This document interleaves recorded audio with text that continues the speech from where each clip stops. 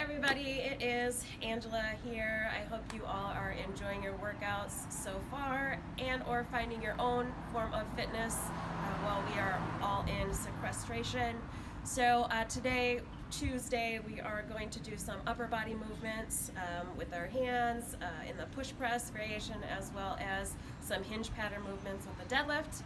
We'll provide all of the options depending on your equipment, but for now, we have a max accumulation of the handstand hold.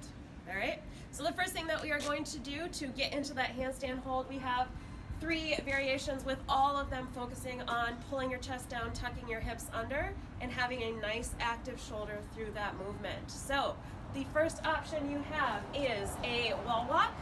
All right, so you're gonna come down into the push-up position, put your heels against the wall, all right, chest to deck, shoulders over top of those fingers. From there, you're going to go ahead and push up. Nice tight core, lift that leg high, and then meet it with the other. From there, you pull that chest down, tuck those hips under, ears in line with your biceps. If this is all the higher you can go, that's okay.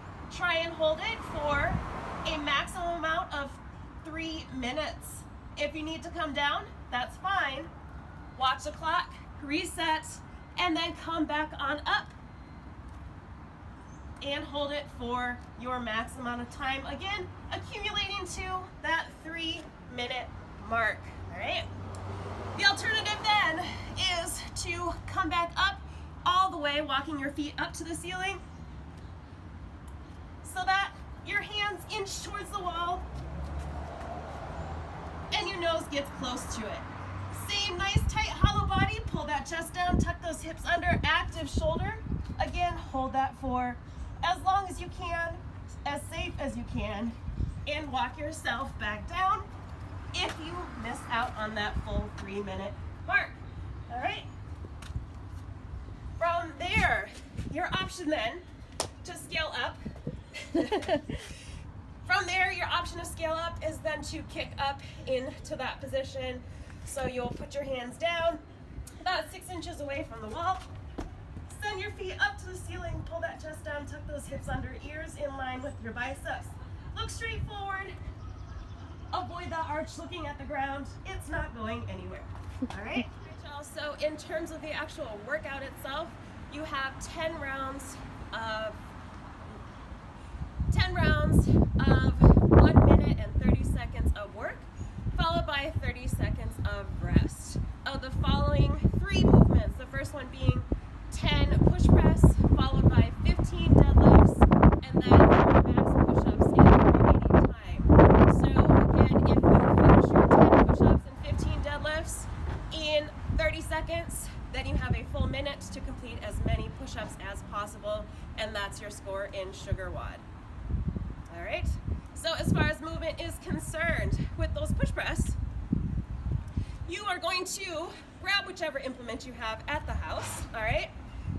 For those push press, you're then going to pull your chest down, tuck your hips under, go ahead, a very small dip, push those knees forward, send that butt straight down, lock those legs, drive those heels into the ground, and push those dumbbells straight up into the air. From there, you'll bring that down, absorb the butt of the dumbbell into your shoulders, dip back down, drive it straight up again, arms locked, back nice and tight. As you're doing that movement, again, really focus on staying nice and tall, pull that chest down, tuck those hips under, nice active shoulder just as you did in that handstand push-up. All right, now then for the 15 deadlifts. All right, for the deadlifts, if you have dumbbells at home, what you can do is approach that deadlift as if you were going to pull that barbell off the ground. Remember, we are not pulling, we are instead pushing our heels into the floor. So go ahead, send your hips back to the wall, feet underneath your hips, toes are pointed forward, hinge, and then bend. My back is nice and tight. It's not hunched over as I reach for those dumbbells. So back nice and tight, hips down and back. I'm going to then grab those dumbbells, drive my heels into the ground, hips and shoulders, same time, lock those knees, and then pull that chest back up. From there, you'll push your hips back to the wall, dumbbells stay in front of those shoelaces, Once you pass your knees with those dumbbells, you can then set them down and bend those knees. Same things hold, nice tight back, drive, squeeze at the top as you stand. And then set them down. Cool. And then once you finish those 15 deadlifts, move into max push-ups in that remaining time. For those push-ups, you will then come down into that nice plank position, shoulders stacked over top of your elbows and your wrists. Remember, take the inside of your elbow, turn that forward, lock those lats into place so that when you do come down, chest to deck, your elbows go behind you, nice neutral spine, drive up through the ground, accumulating as many as you can in the remaining time. When you are finished with those max push-ups and the timer goes off, you have 30 seconds rest, and then you will do that 9 more times. Do is go ahead and demo with different implements based on what you might have at home. First, starting, if you do happen to have 2 dumbbells with the stiff-legged deadlift, I know that I live in an apartment with wood floors, and so the last thing I want to do is drop some deadlifts on the ground in between reps. Or if you live on the 2nd floor, for example, maybe you don't want to bother your neighbors below you because they're also probably at home and teleworking. So for those stiff-legged deadlifts, what you can do, again, your feet are underneath your hips, toes are pointed forward. Grab those dumbbells from the ground. From there, you have a nice tight back. You're going to go ahead, keep those dumbbells in front of you, push those hips back to the wall. I have nice soft knees, but I'm stopping right where those dumbbells pass those knees, all right? So I'm not bending and bringing them back down. All I'm doing is keeping that hinge at my hips, soft knees, back tight, squeeze and stand as I move through that motion. Drive those heels into the ground, squeeze those glutes and hamstrings as you come up at the top. All right. So as far as the rest of the movement modifications are concerned, say for example you have 1 dumbbell, all right?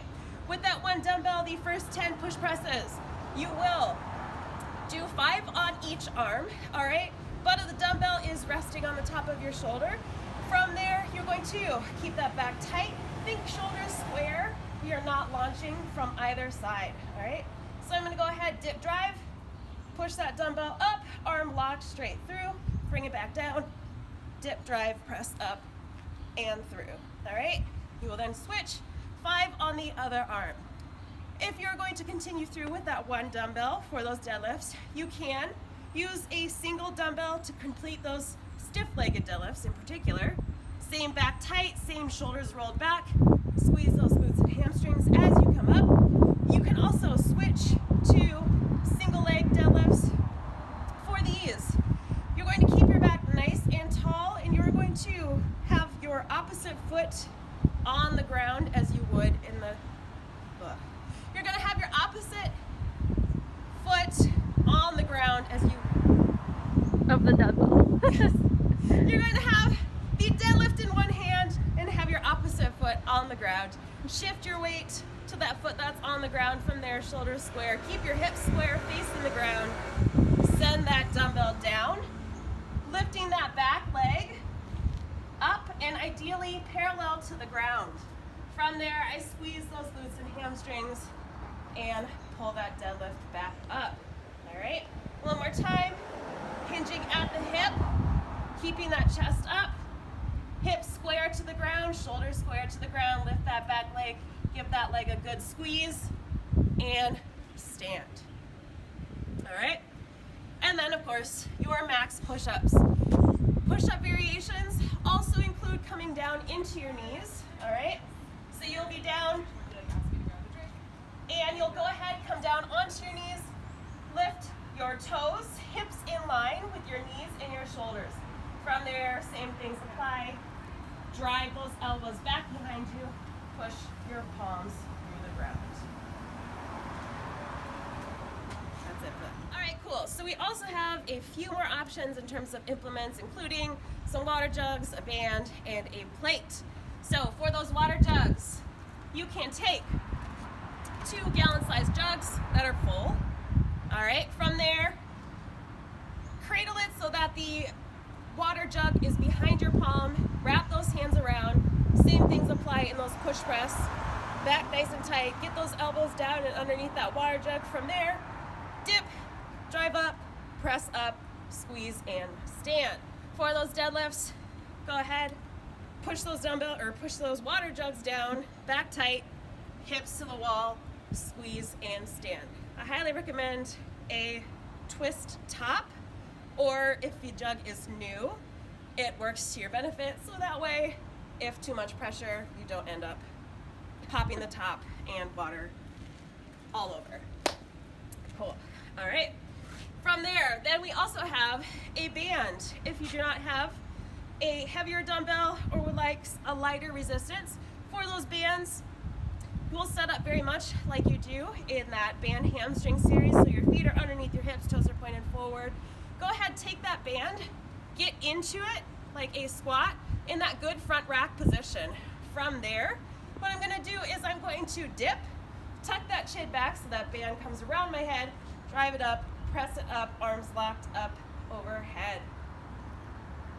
All right, for those deadlifts, go ahead, load in, just like you would in that band hamstring series. Push those hips back, roll those shoulders back, chest up, make sure I can see your logo, squeeze and stand, all right? And then finally, if none of those work out for you, you can also mix it up by using a plate, all right? For that push press, you can hold that plate nice and in front of you. From there, dip, drive, push that plate up overhead, head through, ears in front of those biceps. All right?